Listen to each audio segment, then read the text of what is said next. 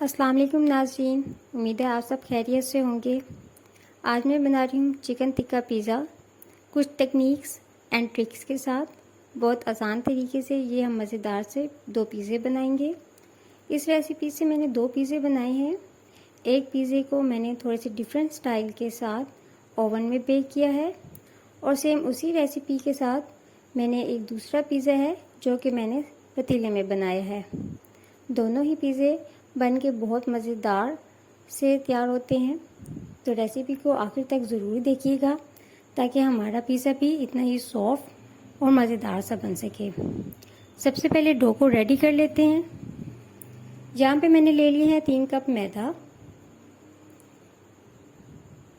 उसमें डालेंगे 2 teaspoon sugar मैंने ग्राइंड कर ली थी। 1.5 टीस्पून हम डालेंगे सॉल्ट। अगर आपको सॉल्ट ज़्यादा पसंद है तो हाफ़ टी स्पून आप बढ़ा भी सकती हैं। 2 टेबल स्पून डालेंगे इसमें ऑयल। 1 एग यानी कि 1 अंडा वो शामिल करेंगे। और सबसे अहम तरीन चीज़ इसके अंदर 1.5 टीस्पून इस्तेमाल करेंगे यीस्ट यानी कि खमीर, जिससे हमारी डो राइज होगी। 3 कप्स के लिए 1.5 चम्मच काफ़ी रहेगा। अब नीम गर्म पानी लेंगे और थोड़ा थोड़ा करके डो को गूंद लेंगे। पहले मैंने चम्मच से अच्छी तरह से मिक्स कर लिया है, फिर मैं हाथ की मदद से इसको गूंद लूँगी। डो को ना ज़्यादा पतला करना है और ना ही हार्ड। अब आती है डो को अच्छी तरह से नीट करने की ज़रूरत।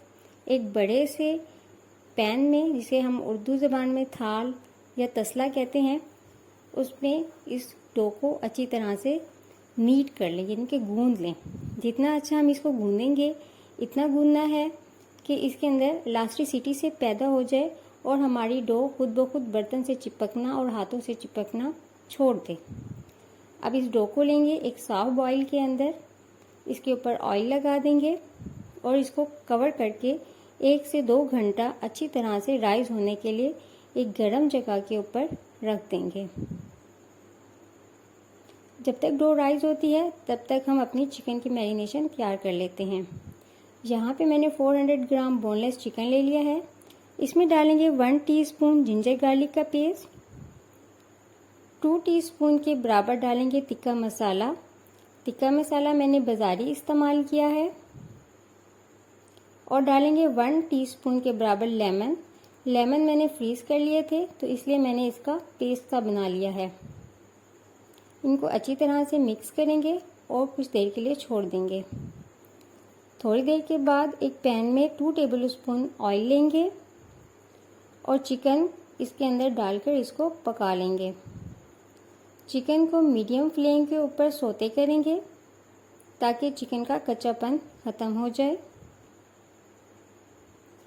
जैसे ही चिकन सौते हो जाए तो इसको कवर करके रख देंगे ताकि चिकन अच्छी तरह से टेंडर हो जाए और ये अंदर से अच्छी तरह से कुक भी हो जाए। कवर करने से आग जो है हम मज़ीद कम कर देंगे। इसे चिकन पानी छोड़ेगा और ये अपने ही पानी में खुद ब खुद गल जाएगा। चिकन का पानी खुश्क हो चुका है और हमारा चिकन बिल्कुल रेडी है। इसे ठंडा होने के लिए छोड़ देते हैं। यहाँ देखिए कि हमारी डो जो है वो बिल्कुल राइज हो चुकी है। तकरीबन 2 घंटे लगे थे इसे राइज होने में। इसे अच्छी तरह से पंच करें, दोबारा से इसका पेड़ा बना लें ताकि इसके अंदर से जो हवा है और जो बबल्स हैं वो ख़त्म हो जाए।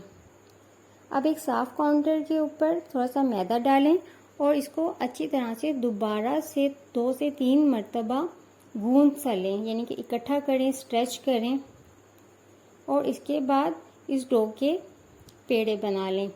यानी कि एक डो को 2/3 और 1/3 पार्ट्स में तकसीम कर लें। ऐसे एक से हम बड़ा पिज़्ज़ा बनाएंगे और एक से हम स्मॉल पिज़्ज़ा। इसको रोलिंग पिन की मदद से बड़ा कर लें।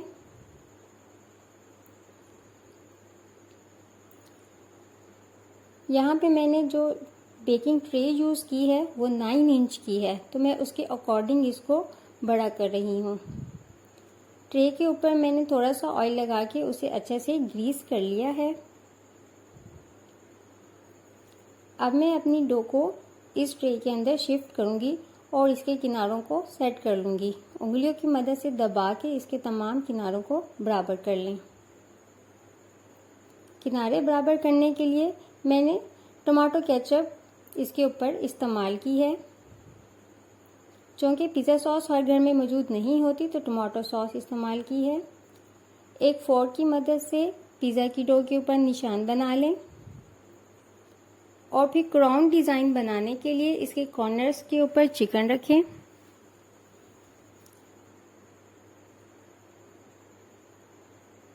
इसके बाद चिकन की दोनों साइड्स को पकड़ के आपस में फोल्ड कर लें, जिस तरह कि आप वीडियो में देख सकते हैं। थोड़ा सा प्रेस करेंगे तो ये अच्छे से चिपक जाएगा। ताहम केचप लगा देने से ये थोड़ा सा स्लिपरी हो रहा है, लेकिन ये होगा कि आपको हर बाइट में से फ्लेवर फील होगा। इसके बाद इसकी बेस पे डालेंगे थोड़ी सी चीज़। ये चीज़ मैंने पिज़्ज़ा चीज़ इस्तेमाल की है। इसके अंदर चेडर चीज़ और मोज़रेला चीज़ दोनों शामिल होती हैं। चीज़ डालने के बाद चिकन के चंक्स इसके ऊपर शामिल करें। मैंने ये रफली से ऐसे इसके ऊपर चंक्स शामिल कर दिए हैं। फिर एक शिमला मिर्च को मैंने क्यूब्स में कट करके वो इस पे शामिल कर दिए हैं। इसी तरह एक प्याज, उसके भी शिमला मिर्च के बराबर क्यूब्स काट लिए हैं और वो इसके ऊपर शामिल कर देंगे।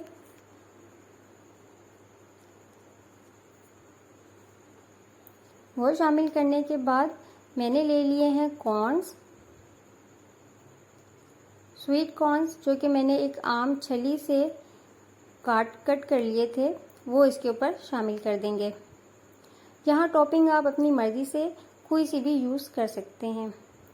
फिर इसकी टॉप के ऊपर दोबारा चीज़ डालें।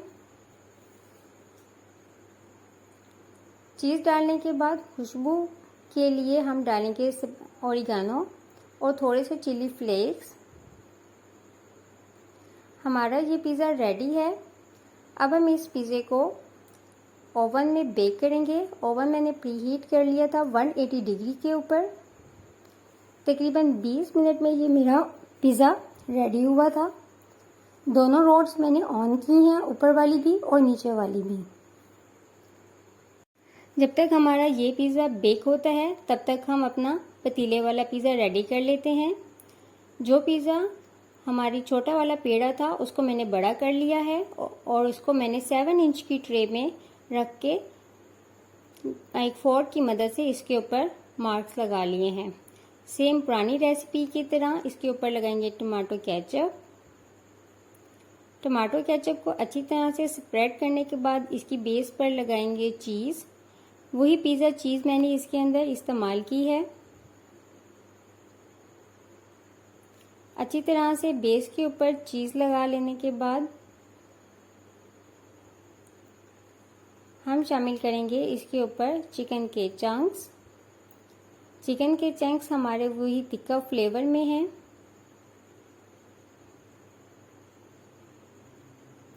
इसके बाद डालेंगे कैप्सिकम, जो कि मैंने क्यूब्स में कट करके रखे हुए हैं, और साथ ही ऑनियंस के क्यूब्स।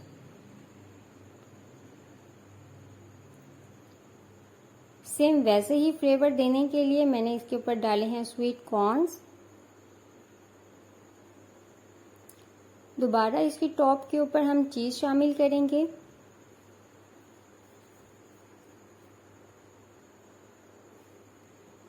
चीज़ शामिल करने के लिए खुशबू के लिए डालेंगे ओरिगानो और थोड़ा सा फ्लेवरिंग के लिए हम डालेंगे चिली फ्लेक्स। हमारा ये पिज़्ज़ा भी रेडी है। यहाँ पे मैंने एक पतीला ले लिया है और पतीले में एक छोटी सी प्लेट रख दी है स्टैंड के तौर पे और अपने पिज़्ज़े को इसके अंदर रख दिया है। इस पिज़्ज़े को हम कवर कर देंगे। 20 मिनट तक इसको अच्छा सा पकने देंगे। इसका फ्लेम चेक कर लें। इसका फ्लेम जो है वो टच ना करे हमारे पतीले से। यहाँ पे हमारा ओवन में बेक किया हुआ पिज़्ज़ा रेडी हो गया है। इसको कट करते हैं। देखिए इसका कितना बेहतरीन कलर आया है। असल में सिर्फ फ़र्क जो है इसके कलर का होता है, जो कि इसकी टॉप से थोड़ा सा आपको फ़र्क महसूस होगा। जैसे कि इसके ऊपर से चीज़ थोड़ी थोड़ी सी कुक होती है, इसके ऊपर ब्राउन पॉइंट्स आ जाते हैं, जिससे हमारा पिज़्ज़ा बहुत खूबसूरत और अच्छा सा लगता है। बहुत चीज़ी सा मज़ेदार सा ये पिज़्ज़ा रेडी हो चुका है। इसकी डो भी बहुत सॉफ्ट और मज़ेदार सी बनी है।